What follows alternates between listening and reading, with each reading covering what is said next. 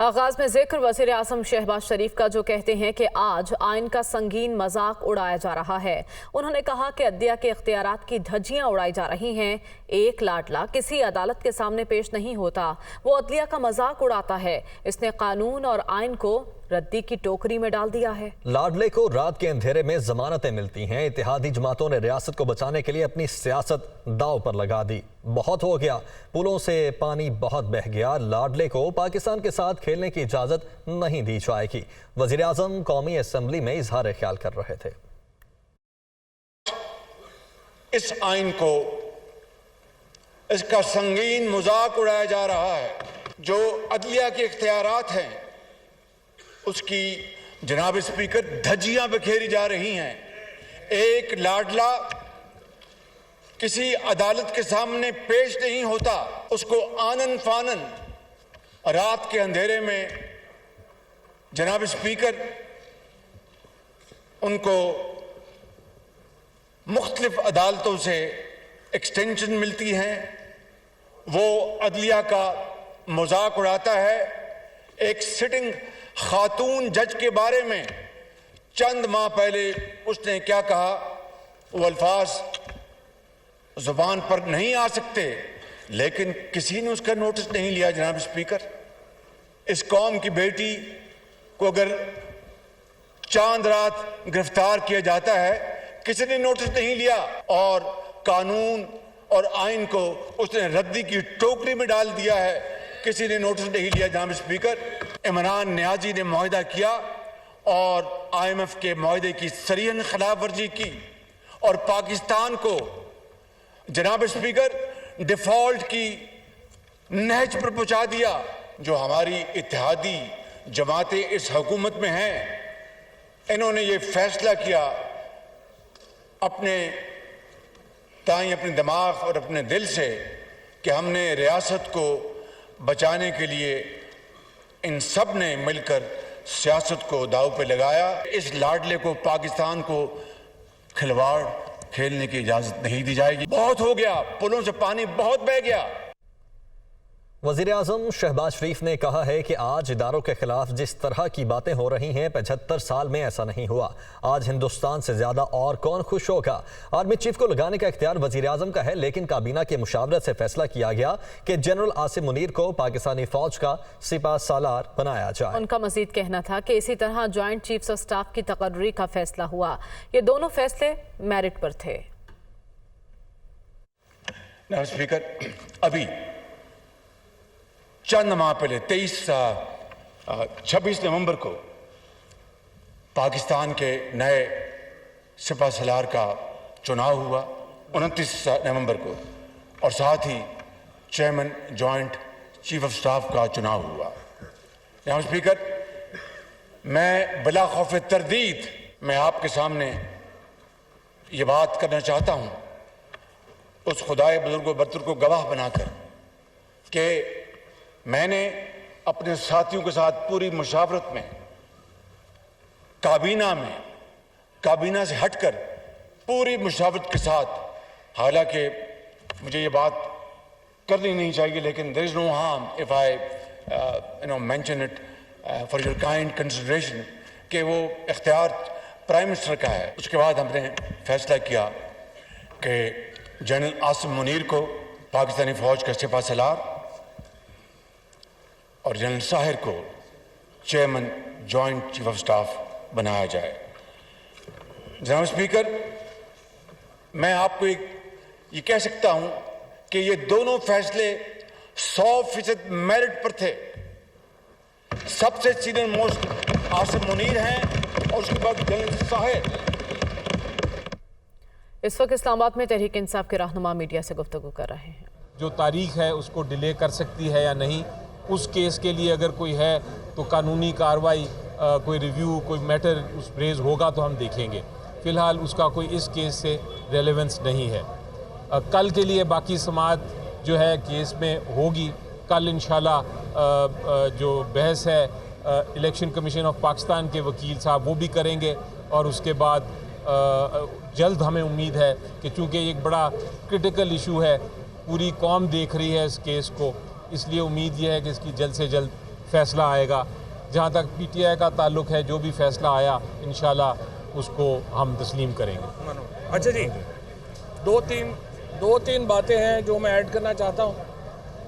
आज सबसे पहले तो अटॉर्नी जनरल साहब ने ये कहा कि जी आप फुल बेंच बनाएं। कल से आपको पता है कि मरियम नवाज़ की और नून लीग की और PDM के करोड़ों रुपए ये बयानियाँ बनाने पे खर्च हो चुके हैं कि किसी तरीके से चीफ जस्टिस पाकिस्तान को वो अंडरमाइन कर सके, सुप्रीम कोर्ट को अंडरमाइन कर सके। और कल से सारी एफर्ट आज आपने देखी है यही हो रही थी। और पनामा के केस में भी आपको पता है कि अचानक मीडिया वालों के कुछ इश्तिहार बड़े बढ़ गए थे। तो मैं तो सुप्रीम कोर्ट को कहूँगा कि कल से जो एफर्ट हुई है सुप्रीम कोर्ट को अंडरमाइन करने के लिए, इसमें भी ज़रा फाइनेंसिस चेक कर लें कि किधर किधर गए हैं, तो उनको पता चल जाएगा। आज जस्टिस मंदोखेल साहब को ये क्रेडिट जाता है जिन्होंने ये करोड़ों रुपया हुकूमत का डबो दिया, ये कह के कि ये हमारा इंटरनल मसला है, आपका प्रॉब्लम नहीं है। आज जब अटॉर्नी जनरल ने कहा कि इसको आप फुल कोर्ट बनाएं या ये करें वो करें, तो उन्होंने कहा कि ये हमारा एक अंदरूनी मामला है, ये हम खुद ही देख लेंगे। और आप इस बात के ऊपर आएँ कि अगर इलेक्शन कमीशन का हुक्म कालअदम करार दिया जाए तो उसका फिर क्या इफ़ेक्ट होगा इलेक्शन की डेट के ऊपर। और उसके बाद मैं समझता हूँ अली ज़फ़र साहब ने जो मेन सारी चीज़ें हैं वो तो कंक्लूड कर दी आज इन्होंने जिस तरह से अपना केस पेश किया। देखिए, हमारा आर्टिकल 2A पाकिस्तान के आइन का बड़ा वाज़ेह है। आर्टिकल 2A कहता है कि sovereignty belongs to Allah almighty और उसको इस्तेमाल करेंगे chosen representative of people of Pakistan. ये बुनियाद है हमारे आइन की, हम इससे आगे पीछे हिल नहीं सकते। और अगर आप आइन को इससे हिलाएंगे तो इसका मतलब है कि पूरा स्ट्रक्चर ही जो है वो गिर जाएगा। ये अली ज़फ़र साहब ने आज एस्टेब्लिश कर दिया है। इसलिए इलेक्शन होने के अलावा कोई दूसरा रास्ता जो है वो नहीं है। अब 2 पॉइंट्स जो पहले तो मैं समझता हूँ कि हमारे अटॉर्नी जनरल मंसूर जो है वो ज़ाहिर है मेरा छोटे भाइयों की तरह बड़ा काबिल वकील है, लेकिन आज पहले ही दिन हनीमून वाले दिन ही उसको बड़े मुश्किल मामलात में उलझा दिया गया।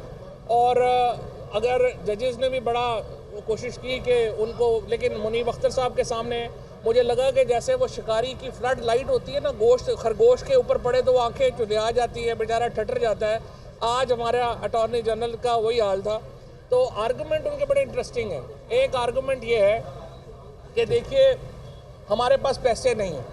अब आप मुझे बताइए, मैं तो रिक्वेस्ट भी वहाँ करना चाह रहा था कि अगर एक एटमी मुल्क जिसके पास एटमी ताकत का हामिल मुल्क ये कहे कि हमारे पास 8, 10, 15 मिलियन डॉलर भी नहीं है इलेक्शन कराने के लिए, आप अपना क्या बता रहे हैं लोगों को? अमेरिका की कल कांग्रेशनल हेयरिंग्स होगी, वो कहेंगे जिस मुल्क के पास 10-15 मिलियन डॉलर नहीं है इलेक्शन कराने के लिए, उसके ऊपर आपने ये एटमी ताकत का सारा मामला उसके पास है। क्या ये दुनिया को हम डरा नहीं रहे अपने हालात से? फिर आप कह रहे हैं कि जी सिक्योरिटी इतनी ख़तरनाक हो गई है कि हमारे पास लोग ही नहीं हैं आपने स्पेयर करने के लिए। आप क्या इंटरनेशनल इन्वेस्टर का या पाकिस्तान में बिज़नेस को इससे आप क्या उसका माहौल बेहतर कर रहे हैं? मैं तो सुप्रीम कोर्ट से ये दरख्वास्त करना चाहता हूँ कि इनके ये दोनों आर्गूमेंट सुन लें, लेकिन इनको लिखें ना, क्योंकि अगर ये लिखेंगे तो कल कांग्रेशनल हेयरिंग्स में, कल दुनिया में ये चीज़ें पेश होंगी कि पाकिस्तान की हुकूमत तो खुद कह रही है कि हमारी हालत इतनी पतली है कि हम 10-15 मिलियन डॉलर देने जोगे भी नहीं हैं और हम 15-20 हज़ार लोग भी हमारे जो है वो फ़ौज से स्पेयर नहीं हो सकते इलेक्शन कराने के लिए। इमरान खान के घर के ऊपर ज़मान पार्क पे हमला करना हो तो 1 घंटे में 4500 लोग अरेंज हो जाते हैं, इलेक्शन कराने हो तो फिर इनके पास लोग नहीं हैं।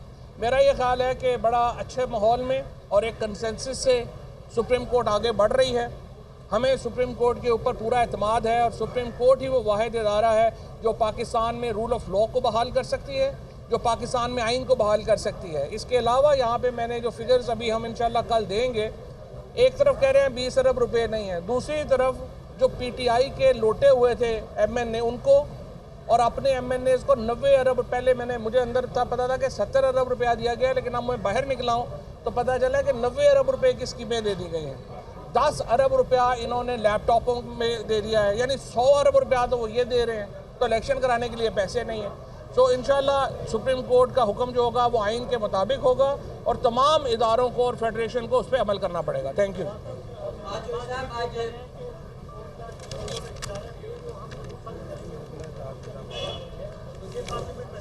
देखिए, बात यह है कि सुप्रीम कोर्ट के जो बेंचेस का बनना है या सो मोटो लेना है, ये तमाम बातें बहस तलब है اور ان پہ بحث ہو سکتی ہے، اور میرا یہ خیال ہے کہ پولیٹیکل پارٹیز کو ایک کنسنسس سے اس کے اوپر بڑھنا چاہیے۔ یہ تو بات صحیح ہے، سپریم کورٹ میں یا ساری ہماری سپیریئر کورٹس میں ججز کی تعیناتی سے لے کے بینچز بنانے کے اختیارات، سو موٹے اختیارات، ان کے اوپر ایک غور و خوض کی ضرورت ہے، جسٹس سسٹم کو بدلنے کی ضرورت ہے۔